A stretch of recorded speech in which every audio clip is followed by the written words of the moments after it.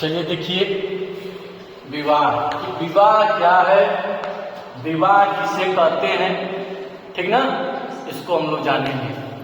विवाह की परिभाषा हम लोगों ने जाना कि विवाह एक प्रकार का पुरुष और स्त्रियों के संबंध को क्या कहते हैं, विवाह कहते हैं। जो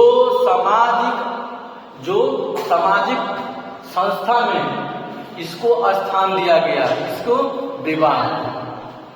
विवाह को सामाजिक संस्था के द्वारा स्थान दिया गया, सामाजिक मानदंडों द्वारा इसको मान्यता दी गई है। किसको, विवाह की। विवाह की परिभाषा गिरिन साहब ने क्या कहा था, क्या कहा था, अभी लिखा है ना।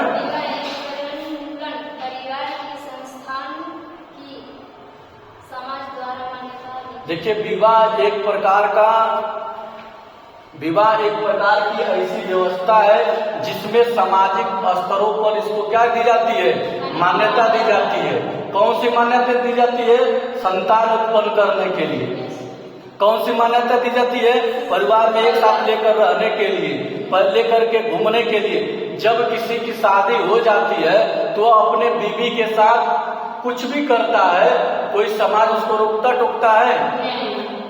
तो यह सामाजिक संस्था जो होती है उसको क्या दे देती है, मान्यता दे देती है। क्योंकि संस्था की विवाह भी एक प्रकार की संस्था है, इसकी भी एक परिभाषा दी गई है कि संस्था किसे कहते हैं, जहां एक दूसरे की आवश्यकता की पूर्ति होती है, उसको हम क्या कहते हैं, संस्था कहते हैं। तो विवाह संस्था हुआ ना, तो विवाह में एक दूसरे की आवश्यकता की पूर्ति हो रही है ना, तो उसको हम क्या करते हैं, विवाह करते हैं। देखिए, विवाह की विशेषता क्या है, विवाह करने के फायदे क्या हैं, शादी करने के फायदे क्या हैं, इस चीज को हम लोग जानेंगे। पहला फायदा एक सामाजिक संस्था, यानी सामाजिक संस्था के द्वारा विवाह को मान्यता मिल जाती है। आपको हर तरह की क्या मिल जाती है, मान्यता दे दी जाती है कि आप क्या करिए, संतान उत्पन्न करिए, आप अपने लेकर के हनीमून पर जाइए, घूमिए फिरिए, कोई आपको नहीं बोलेगा।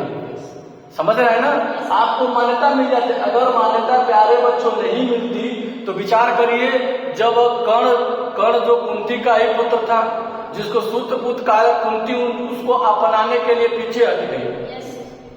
सामाजिक संस्था जो थी, सामाजिक जो थी, उनको मान्यता नहीं दी कि तुम्हारा पुत्र नहीं कहा जाएगा, तो कर्ण को भटकना पड़ा ना। तो यह वैदिक काल से चलता रहा, कोई नया बात नहीं है। देखेंगे आज भी कई सड़कों पर, झाड़ियों में, किनारों पर छोटे छोटे बच्चों को कहीं रख देते हैं लोग। आखिर कैसे क्यों रखते हैं, क्योंकि उसको समाज नहीं अपना सकता है। सामाजिक संस्था उसको मान्यता नहीं देगी। मान्यता किसको देगी, जो शादी करके समारोहों द्वारा, मंदिरों द्वारा, कोर्ट द्वारा जब वो ले करके आएगा तो सामाजिक संस्था उसको मान्यता देगी। संतान उत्परिए, घूमिए फिरिए, उससे कोई लेना देना।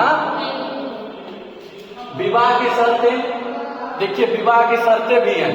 सबसे पहली शर्त है कि लड़की को 18 वर्ष होना चाहिए, लड़का को 23 वर्ष होना चाहिए, लड़की को स्वजाति होनी चाहिए, ठीक ना, शर्त है ना। लड़का चाहे लड़की, दोनों लोग शर्त रख रहे हैं ना।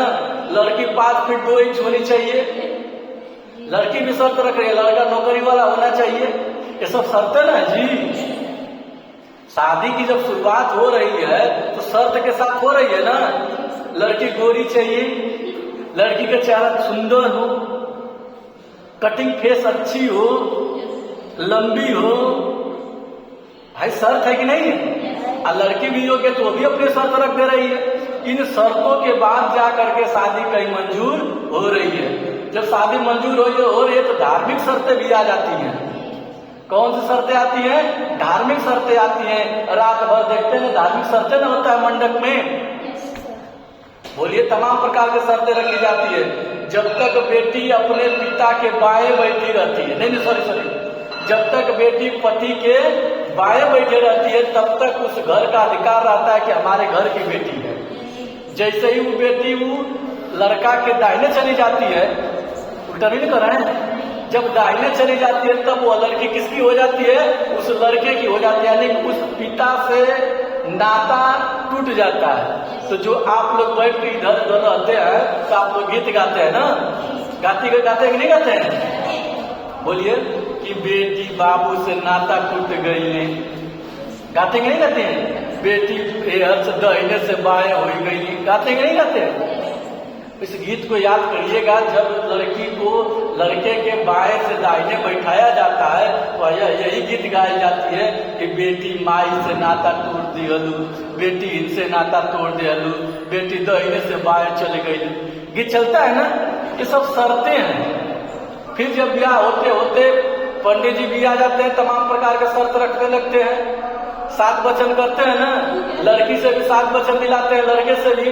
लड़की कहते कि बिना पति के आदेश से बाजार मत जाना, है ना। लड़की कहती है किससे कि अगर अगल बगल अगर बैंड पार्टी नाच आ जाएगा तो बिना पूछे तनी मनी देख सकते हैं, शर्त है ना। तो लड़का कहता है कि हमारी बिना पूछले कहीं जाए कि ना, शर्त है कि नहीं शर्त है? तो धार्मिक स्तर पर भी शर्तें विवाह के लिए होती है, तब जाकर के विवाह संपन्न होता है। ठीक है, अगला है परिवार का आधार। देखिए, अगर विवाह नहीं होगा तो परिवार बढ़ेगा कहां से? अगर शादी होगी ही नहीं तो विवाह कहां से, शादी होगी नहीं तो संतान कहां से उत्पन्न होंगे? परिवार का आधार कौन होगा? परिवार के वारिस कौन होगा? परिवार को आगे कौन ले जाएगा? अगला है सार्वभौम। ब्याह सत्य है, शादी सत्य है, जैसे मृत्यु सत्य है उसी तरह शादी भी सबका होना है। अब वो दुर्भाग्य किसी का अपवाद में हो जाता है। ठीक है, भावनात्मक आधार। विवाह एक भावनात्मक जुड़ाव है, आधार है। 2 अजन्मी जो लोग होते हैं एक साथ मिलते हैं, भावनाओं के साथ एक दूसरे के हो जाते हैं। और अंत में विवाह के आधार व कर्तव्य। देखिए, जो विवाह होता है आधार पर होता है। लड़की वाला पता करता है कि लड़का का 100 बीघा खेत है, हिस्सा पकड़ पे। देखिए, अलग का तरीका ये शुरू हो जाता है। जैसे ही सब वाला रिश्ता शुरू होता है तैसे ही समस्या खड़ी होने लगती है।